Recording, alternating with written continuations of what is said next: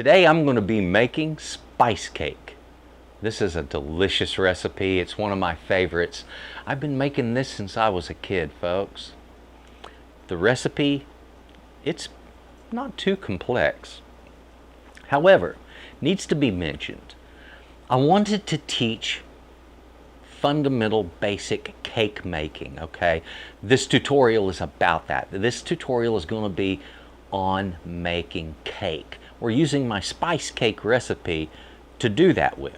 It's a really good recipe. Thing of it is, making cake.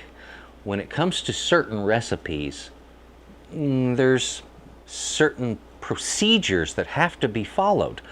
For instance, in this cake recipe, you have to pre-sift the flour, then measure it, then sift it again, okay? So there's an extra step in sifting thrown in there and an extra step relative to the measuring, okay? Making cake is a lot of fun, and there's a lot of different kinds of cake recipes. You know, for instance, if we were doing angel food, we would be using an entire carton of eggs and beating those whites until they were nice and fluffy and that kind of stuff. And it's what gives it its texture. This recipe is in some ways similar. I'm going to be teaching you a lot of stuff here. I'm going to teach you how to separate eggs. I want to show you why we pre-sift flour, why we re-sift flour. There's a lot to this. Simple recipe, but fun to make. Folks, this is going to be spice cake. We're getting in the kitchen now. I'm going to show you how we do this. It is a fun recipe, and once you've tried it, I think you're really going to be hooked, A, on the recipe, and B, on just how fun it is going through all of the neat little steps. This is Cake Making 101 with spice cake. Now, before we jump in the kitchen, don't forget there's some links in the description down there, so check those out at the end of the video. Right now, let's get in here and look at the ingredients. Come on. Now, in the event that you are new to baking, you've never been in the kitchen before, you've never done this before, that's my assumption, okay? I know a lot of you already know this, but some folks don't. So, just for them, so you'll know, when it comes to measuring sugar, if it's regular sugar, you just measure it out. If it is brown sugar, though, brown sugar is measured packed, okay? So you take your measuring cup and you pack it in there, okay? Just that simple. And that's what I'm doing now. I'm just taking brown sugar, filling that cup up. There we go. Make sure it's kind of leveled off. There we go. 1.5 cups of brown sugar. And as I mentioned, we measure brown sugar packed. There we go. Now, on top, 1.5 cups. The next thing is flour. Measuring flour is sometimes weird, okay? And this is one of those times when measuring flour is weird. In this case, the lesson is this. You will see some recipes written and they will have wording such as sift before measuring, and it will say X number of cups of flour. Now, why would you sift it before measuring, and what difference does that make? If you don't follow this process, your batter will be too thick because there will be too much flour. Even if the flour that you purchase is what's called pre-sifted, which pretty much all flour these days that I've seen is pre-sifted, in this case, you're sifting it before measuring, and what that does is it makes it lighter, works air into it, and the measurement comes out substantially different than it would be if you were to just measure it out directly. Okay, so it's less flour. So make sure that you sift first, and then we're going to measure into the sifter, the sifted flour, and then we'll sift it again with our spices. Okay, so it gets sifted twice in this case. Sometimes when you have a recipe that says sift before measuring 2.5 cups of flour. So I'm going to give you an exact idea of why and what for. I have 2 measuring cups here, and I'm going to measure out 2.5 cups of flour. We're going to sift it and then measure again 2.5 cups, and we're going to see if there's anything left over, see if it really does make a difference, right? Okay, it's always nice to see the experiment played out in front of you. So I take 1 cup of flour. I always measure the same way.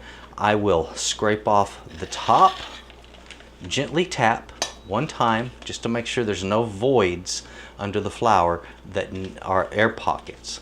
Okay, so 1 cup.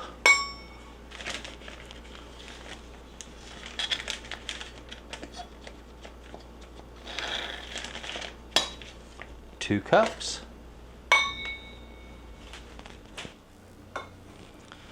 Now my 1/2 cup measure.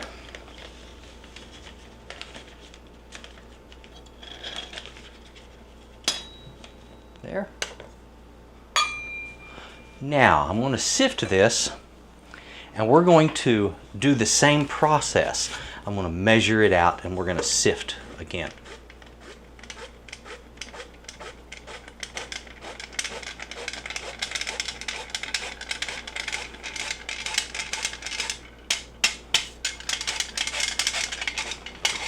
Very simple process. Let me close up this bag of flour, and I want to get it completely out of the way. Okay, I have an identical bowl. Let me move my sifter out of my way here. I'm going to again measure my flour using the exact same cups as I did the first time. Okay. Fill my cup. 1 simple tap. There. Done. Now,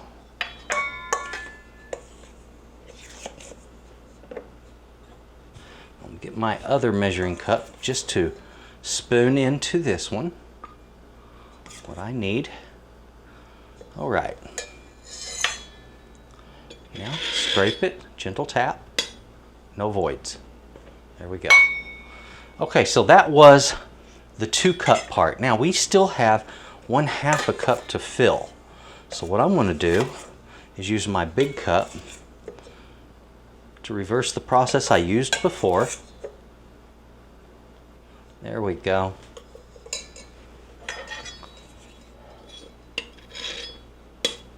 There. All right. Now we see the real truth right here. There's a lot of flour left there. I wonder how much. Let's see if I can pull up another 1/2 a cup, or how close I can get to that. So as you can see, very quickly you can see that this would throw the measurement dramatically if you did not go through the process of pre-sifting. That's almost, that looks like at least 1/3 of a cup. Almost 1/2 is what we're getting close to there, and there's still a little bit left in the bottom of that bowl. Ladies and gentlemen, careful, be very careful when you're reading directions for measuring flour. If it says sift before measuring, do this process. It makes that much difference. I'm about to measure out my spices, and I need to grate some nutmeg. Nutmeg is this little guy right here. All right, nutmeg is really good when it's freshly grated. Now here's the thing, how do you grate a nutmeg? You've seen graters like this, and of course that's just too big. It's one of these, that's for hard spices and stuff like that. Perfect. This is good for hard cheeses, all right? So you take your nutmeg and you just simply work it across this. Be careful with the fingers.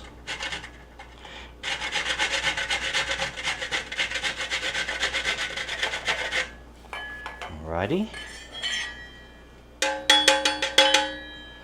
And And that's about what I was needing, which is going to be 1/4 teaspoon.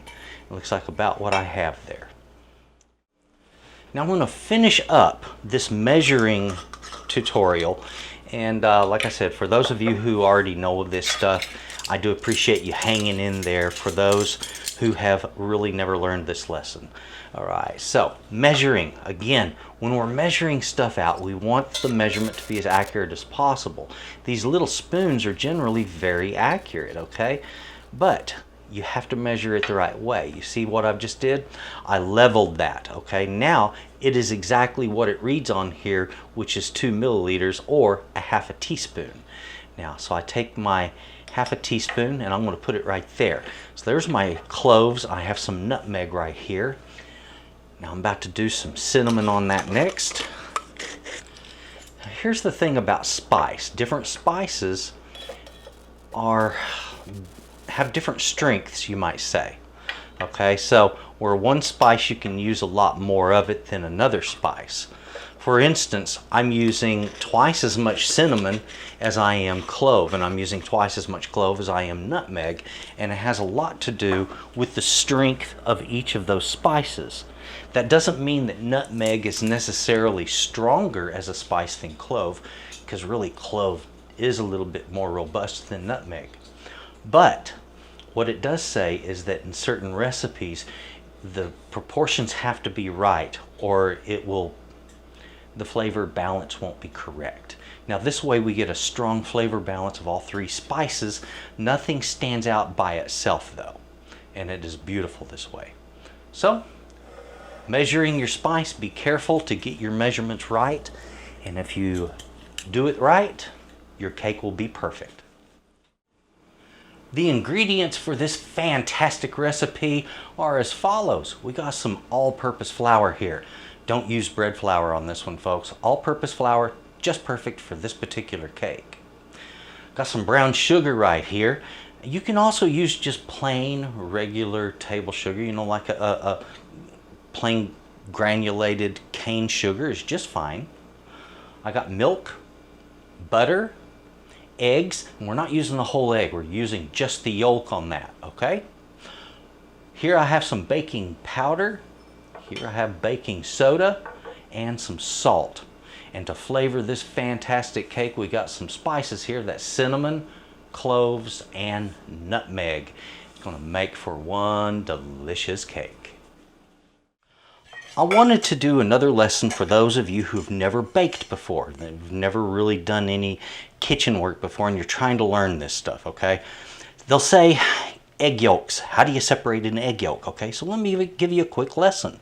One thing you can do is you could crack the egg open, pour it into your hand.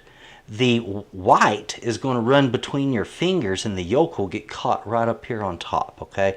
That's one way of doing it. It's kind of a neat way. Let me show you how I was taught though, and that is cracking the egg, holding it upright, allowing the white to run off, and then keeping the yolk behind. So let me show you that. Boom, first we crack, and then open, okay? Now I'm holding that egg low, just like this. And see that white is kind of coming off the other side there. It's giving me a little bit of problem. There we go. Now I'm going to pour the yolk right into the other half. Okay, and that's going to separate it from most of the rest of that white, which is kind of hanging in there. It doesn't want to let go on us. Okay, so I'm going to pass him back again. There it goes, and it finally dropped off. There's my egg yolk right there. Now the whites are still usable. You can make meringue with that or all kinds of stuff. But folks, that right there, that's how you separate that yolk from the white and look like a pro while doing it, okay? Boom, boom, pass him to the other side. There we go, got most of it off. Back to the first, and he's almost there. Come on, let go, let go. Some of that white doesn't want to let go sometimes. Oops, and I just broke the yolk open. It won't hurt a thing, right down in there. That happens, okay? So don't lose any sleep if yours breaks open the same way. There we are. Let go. There we go, and back, and we're done. All right, so that is how I separate my eggs. Oh, it hurts to sit down right now. Had surgery last week, and it still hurts a lot. Okay, now that I'm sitting. Okay, I wanted to talk about why sometimes the cake batter is thicker than other times, or why it's sometimes thinner than at other times, depending. You may have experienced this if you've done any amount of baking at all. Sometimes when we're baking, we mix the batter and it's like, well, I made this 2 months ago and it was a totally different consistency. What changed? I measured it exactly. Were the eggs that much different? Well, if you're using the same size eggs, then no, there wasn't any real difference there. Let me explain it. It's about flour. I tell people when it comes to baking, flour is fickle. Flour has its issues. Okay, so let me explain. And this is part of what people would call the art of baking. All right, the artistry in baking. And there is artistry in baking. The thing of it is flour comes from wheat. We take wheat, we grow it, we grind it, we get flour. Lovely. Fantastic stuff. But that having been said, let's compare the exact same wheat from 2 different seasons. One season that is rainy and lots of sun and the wheat grows strong, the kernels of wheat are plump. And then the next season, not much rain. Plus it was cloudy a lot. So the wheat was weaker. The kernels weren't quite as plump. The yield wasn't as good from the crop. And when it was ground into flour, the way it took in water is different than the flour that came from the previous, or the wheat from the previous year. Okay, so the thing of it is simple seasonal changes, number one, can change how flour takes in water. There's also differences in brand. One brand may use a predominant amount of this type of wheat, type A. Another brand might prefer type B wheat. And there's multiple different kinds of wheat. Each of them produce a very unique flour. A lot of these companies get around seasonal variations by mixing. Same way the orange juice industry does this. They mix multiple types of juice, then batch stir it and treat it a certain way. And as a result, they always get a certain consistency and flavor. And it's the same way with flours. Some companies will do that. They'll mix multiple different kinds of flour to get a balance within the flour blend that allows it to remain as stable as possible. So you get much less seasonal variation or batch variation from flours. That's the difference there. That's the reason one time your batch comes out a little thicker and next time it's a little thinner. And in the past, folks, it used to be worse because they didn't mix the flours that much back then. Now you have a lot more hybrids in wheat and different types of results when it comes to the flour that they produce. That's the difference. That's the reason your cake batter came out different. And now you understand why. Now, how do you fix it?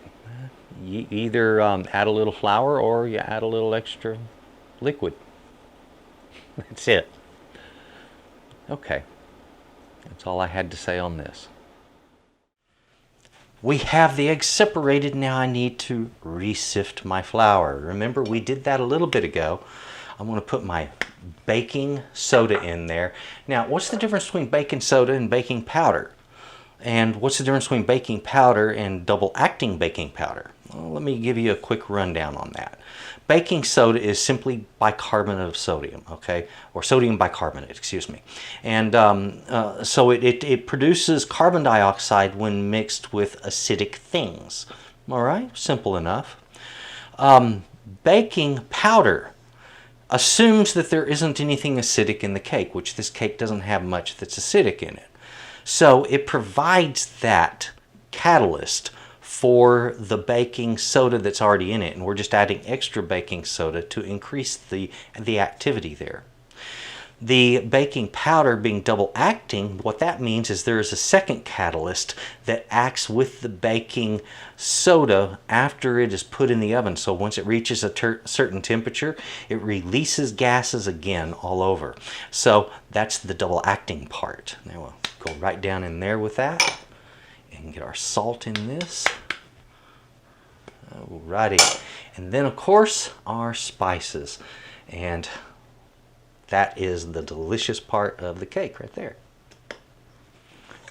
And sift this together. Now this is a nice way of doing ingredients like this for a couple of reasons. Number one, you get all of your spices mixed evenly so you don't get like a clump of anything in any one spot in the cake. And then the other thing is if there are any lumps in any of your ingredients, that will show up in the top of this. There's a couple of little tiny lumps there of something white, probably from the baking powder.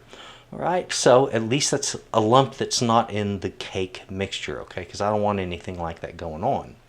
So we have everything ready to go. It's time to break out a mixer and turn this into a cake. Sometimes when you read a recipe, it will tell you to pour your batter into a greased and floured pan. That's what I want to show you right now. If you've never done this, this is your lesson.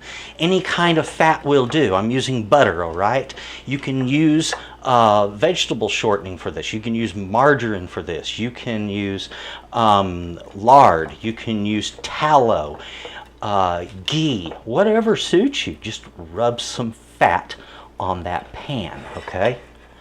And it doesn't have to be perfect because we're going to fix that in a minute, okay? Now, so there's my very imperfect greasing. I'm going to fix that imperfection by simply smoothing it out. This layer needs to be no thicker than just coating it, okay? It doesn't have to be thick. It needs to be thin, as a matter of fact. The thinner, the better. We're only needing enough butter on this dish to cause the flour to stick, okay?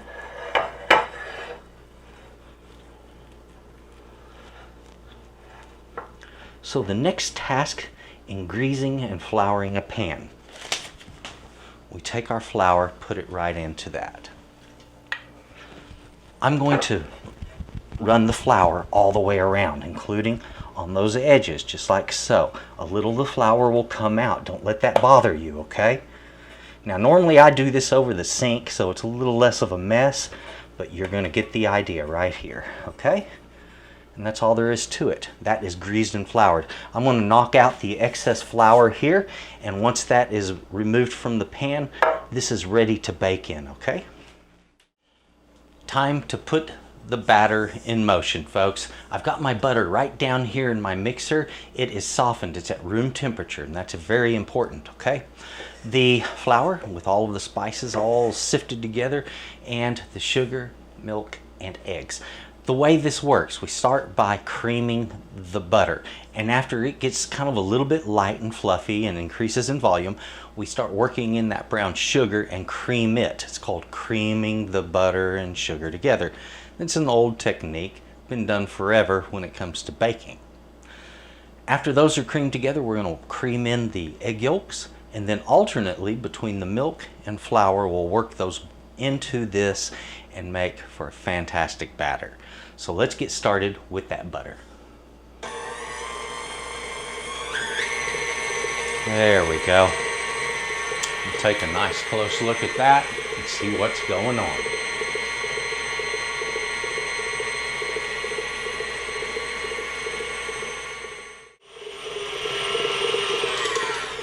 All right, let's stop that for a moment. I'm going to raise this head up, and I want to mention a couple of things real quick. Let's take a look at that butter. It's lighter in color. Look at that, distinctly lighter. Okay, it is also increased in volume. Now that's sort of the idea here, is we're working air into the butter. That's what creaming is, okay?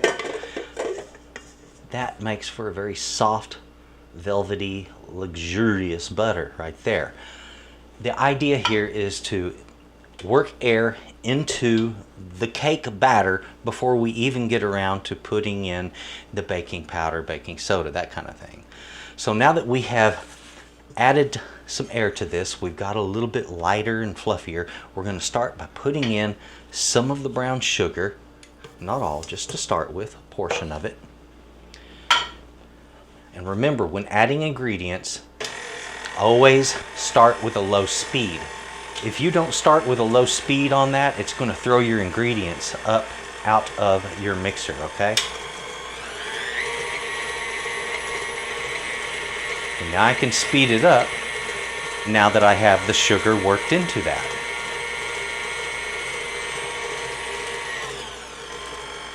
So again, I want to put some more into this. I don't want it throwing it out at me.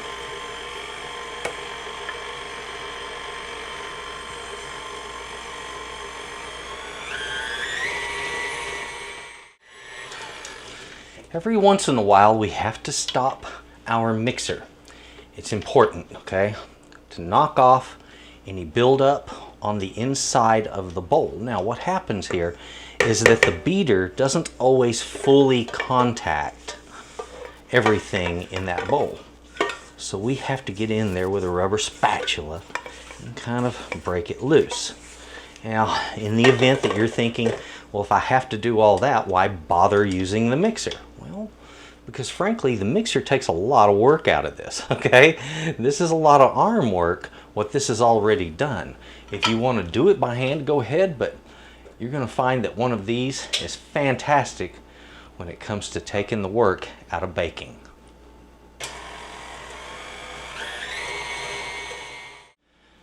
I have now creamed together my butter and sugar.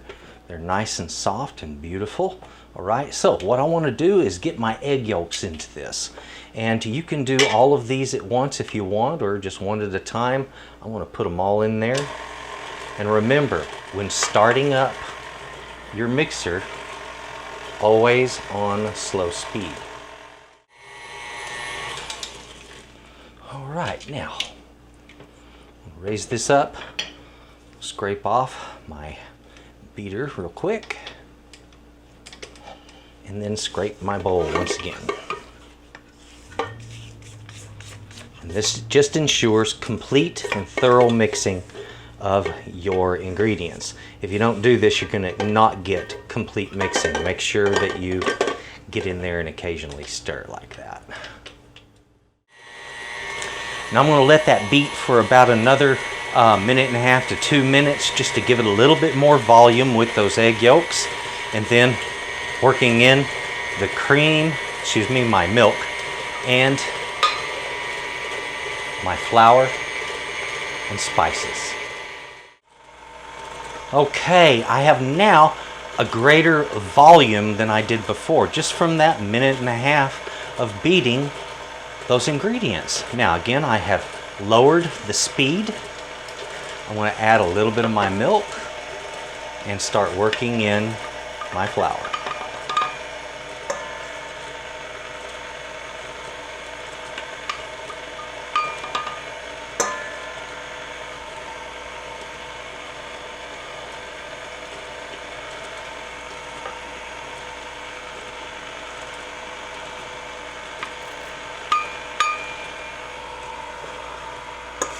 Now there is this smell that's coming up from this that's absolutely incredible. And you're going to notice this when you're making it also. The smell of those cloves and the cinnamon and that nutmeg. Oh, together they absolutely fantastic smelling. Now it's starting to come together. Let's go ahead, stop it again. We'll raise this head up. I'm just knocking any flour that's on top of my beater off. I'll go ahead and get that batter off of there. Now, again, with the sides of the bowl. And you'll see how in some cases you'll get material pushed up above the batch that you're mixing. And that just, of course, kind of proves to you why this is very necessary. And this can be a little bit messy. Don't worry about that. You know, part of baking is just that little bit of mess that you get to make in the kitchen. And it's not a big deal because it's easy to clean. All right. Now, let's let that beat for a moment. And there it is, folks. Our cake batter is ready. Look at that, beautiful, kind of satiny looking. That is just what I'm looking for. I'm going to knock off the excess off of this beater, but I'm not going to just go crazy about it, okay? There we are. Now, forewarning here. Don't let the kids lick the beaters, okay? It's got raw egg in it, folks, and if one of those eggs is just a little bit tainted, then you're going to have some kids with a little bit more than just a bellyache, okay? Don't do that. All right, now, let's take this beautiful cake batter, give it a quick stir. I'm just going to pour it right down in here. Come on, there we go. Now I'm going to have to take this and kind of spread it out in here. Now, just a matter of gently working this out, getting a nice even coat, and then we're going to get it in our oven. Our oven needs to be at 375 degrees, okay? Folks, oven at 375 degrees. I normally cook this cake in a little different kind of pan than this, and it normally takes me longer. So I'm expecting the cook on this to be somewhere around 30 minutes. I'll be checking it at 25 minutes. It'll probably need more cooking. I'm expecting it to. If it does, I'm going to leave it in there. And I'm expecting, like I said, somewhere around 30 minutes. Yeah, that's about right. Here we go. Now, let's just wait. The quantity of what I used today, now remember, we made a few changes here, but the original recipe for this is as follows. That is, sift before measuring 2 1/2 cups of all-purpose flour. So that's what I have there. 1 1/2 cup of brown sugar. You can use plain, regular cane sugar for that if you want instead. 1 cup of milk, 1/2 of a cup of butter, 3 egg yolks, not the whole egg, just the yolk, 2 1/2 teaspoons of baking powder, that's a double acting baking powder, 1/4 of a teaspoon of baking soda, 1 teaspoon of salt, and on our spices here, the quantities are 1 teaspoon of cinnamon, 1/2 a teaspoon of cloves, and 1/4 teaspoon of the nutmeg. Folks, fantastic recipe. Let's take a look at what this cake looks like now. I'm looking forward to eating some of this. Oh yeah, beautiful.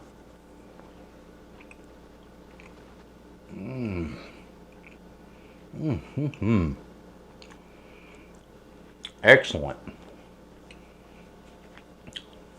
That's what a spice cake should be right there. That's delicious.